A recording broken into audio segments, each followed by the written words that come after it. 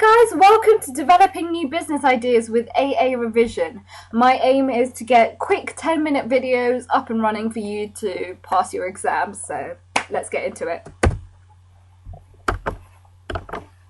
So, characteristics of entrepreneurs. An entrepreneur can be briefly defined as someone who organises a business venture and is responsible for the risks involved.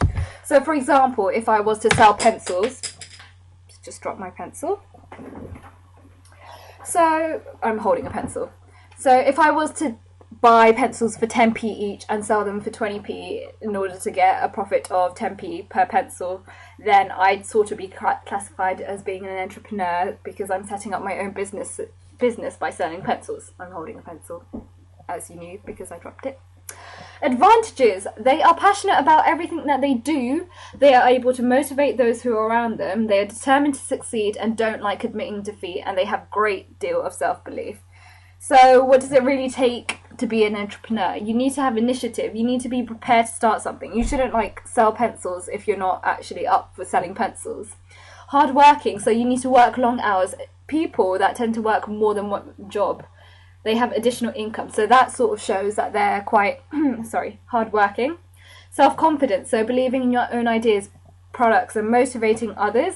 Creativity, inventing new products, improving existing products and new ways of doing things, and finding new uses for existing technology. So sort of like innovating and, I don't know, sort of like defining your product, I suppose. Taking calculated risks. So you're doing something completely different from your competitors. So maybe not selling pencils, maybe selling digital pencils. I do think they do currently have a 3D pen out now, but you could maybe perhaps create a 3D pencil, and that's sort of something that the market doesn't have, so I hope, but you'll probably find everything on the eBay. Anyways, taking calculated risks, yep. Resilience. You need determination to succeed, prepared to redesign and rethink, and don't be put off by setbacks. You need to understand your market in order to know what your individuals, the consumers, wants, and your rivals' plans. So say if Jim from next door wanted to sell pencils too, and his pencils were a lot better, and there was a market full of school children that wanted these new pencils, I've got to be although he might have better pencils, I might be able to sell them cheaper and sort of, have that resilience. And commitment. You need to be committed. Don't sell pencils if you don't plan on getting any income from it. Entrepreneurs being born or made. So this is like a quick little something to know, really. So examples: Alan Sugar, as you know from Apprentice. So you know that I think he dropped out of GCSEs and then he made his own way up now, and he's really well known. He's done The Apprentice. The Apprentice. You should watch it, it's really good. I thought Solomon was going to win this year. He didn't, unfortunately. Anyways, made, usually people like us. So if you're watching this, you're probably in A-levels. So there is some sort of formal academic qualifications going on. You're probably going to go to university, get a degree. Other sort of things that are usually helpful are things like Dragon's Den, which sort of provide extra income if you don't have enough income to set up your own business, but they do take a chunk out of your profits, really. So what motivates entrepreneurs? Let me get straight into the points. So there's profit and non-profit motives. Those are the key things. So to survive, 30% of new businesses fail within a year. Even people who have non-profit motives will want to survive. Profit maximization. A business may try to make as much profit as possible. Some may be happy to make just enough profit to support their family, because you don't need to always go overboard on your profits. As long as you've got enough income to have a reasonably standard of living, then I think you're fine. Sales maximization, selling as many products as possible or gaining as much sales revenue as they possibly can. There are non-profit motives, which is being your own boss. So setting up your own business means that you don't actually have to answer to anyone else, and you could choose your own hours. So there's some sort of satisfaction for you if you're your own boss. Working from home, which a lot of people, YouTubers for example, the people that you watch in vlogs, they usually work from home. So it could be for family reasons or they can't find work, but it could be something that they enjoy, like YouTube. To help others, so they may set up a charity to help others in need. You could have ethical reasons for starting a business, like fair trade products. So there's another thing, why take an ethical stance? There's good publicity, it makes your business different. Additional sales, you get increased profits, and it helps others, which is a positive contribution to the community. Leadership styles. There are 3 different leadership styles that you need to know. Autocratic, democratic, and paternalistic. Autocratic leaders. These people tell individuals what to do.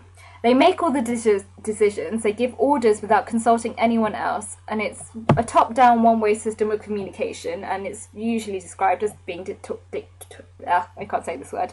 Dictatorial? Nope, can't say that word, sorry. But I'll link it there, just so you know. They're usually effective when there are quick decisions that are needed. So these individuals are usually like bosses. They control everything. They make the decisions. They don't really consult individuals, which is sort of like workers feel as if they can't contribute, which is a problem. And they may become demotivated, because if there's a boss that's sort of making all the decisions, you're not really involved. You're sort of like thinking, what's the point of working there? So they're not exactly the best leaders. Paternalistic leaders, they're sort of like a father figure, so they make it clear who's in charge. So they sort of do consult you, but at the end of the day they do make the overall decision usually. So like David Brent from The Office, if you watch that. I don't, but it is quoted in a book and I'm going to believe it. Democratic leaders. So they listen to other people's ideas and opinions before they reach a decision. It's a two-way system of communication. They do, so it is quite good. It's sort of, I think of democracy and like, I don't know, I think of governments and you know how they actually, don't know what it is. I don't know, not a good example. You shouldn't use it. It might confuse you. But a problem is if their staff are inexperienced and they're consulting them, it's not really beneficial if they don't really know what input to actually make into the business. So yeah, so I think this is about it. Theory X and Theory Y. Theory X, basically short terms, in order to memorize this, X being bad. So think about your ex-girlfriend or your ex-boyfriend. They're like your ex. They're not really that great, were they? Sort of, you know, sorry. So if you think of it that way, they're sort of like the negative side, and then Theory Y being the positive. So it's a sort of a nice way to remember things. That's how I tend to do it. So Theory X, usually the average person tends to dislike work. They will avoid work unless directly supervised. They must be controlled and directed to ensure that the work is done. And so basically, as you can see in the list, I'm trying to make this as quick as possible. I'd say take a screenshot. I do have notes if anyone wants them. It is more detailed than this, and I have a book that I could recommend. But you've probably got exams in like 5 days, but good luck guys, I'm doing it too. On the other hand, Theory Y, they tend to be keen, they will work on their own, they seek responsibility, they do show initiative. So basically think of the opposite of Theory X. And that is basically what Theory Y is. Like Theory X management, another thing to know, Theory X management has much in common with an autocratic style of leadership, whereas Theory Y is more democratic.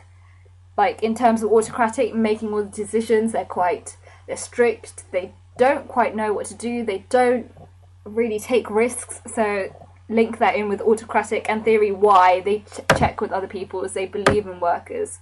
And democratic. That's it guys, welcome to, well, I'm going to say welcome because this is the first of many sections that we're going to cover hopefully before our exams start. And if you're doing this in 2015, good luck, I shall be joining you. And if you're in 2016, which should be the last time this sort of course is going on before they modify it, good luck guys. If you need any questions, email me. Good luck! See you next time! Ta-da!